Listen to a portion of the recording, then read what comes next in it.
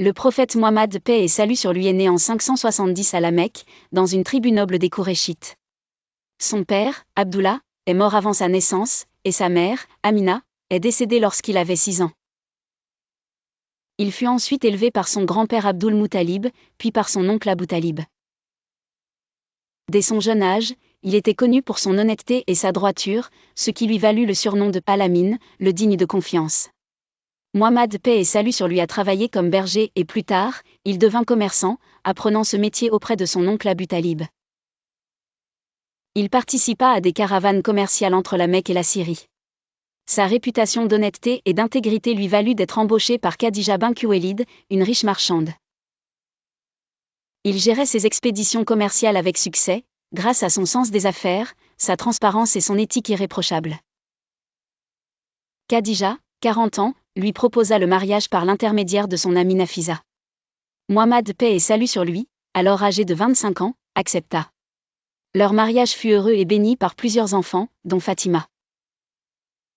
À l'âge de 40 ans, il avait l'habitude de méditer dans la grotte de Hira. C'est là qu'il reçut la première révélation de l'ange Jibril, Gabriel, les premiers versets du Coran.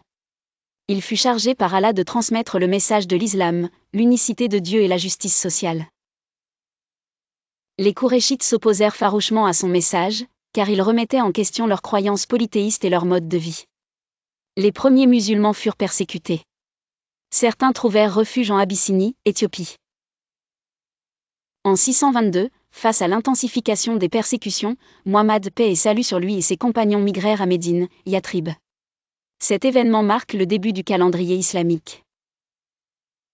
À Médine, il établit une société fondée sur la fraternité entre les musulmans émigrés, Muhajirun, et les habitants locaux, Ansar. Il établit également une constitution garantissant les droits des musulmans et des non-musulmans. En 630, après des années de conflits intermittents, Muhammad, paix et salut sur lui, retourna à la Mecque avec une armée pacifique. Il pardonna ses ennemis et purifia la Kaaba des idoles. Après avoir accompli le pèlerinage d'adieu en 632, où il prononça son célèbre sermon insistant sur l'égalité et la justice, Muhammad, paix et salut sur lui, mourut à Médine à l'âge de 63 ans et fut enterré dans la chambre adjacente à sa mosquée à Médine.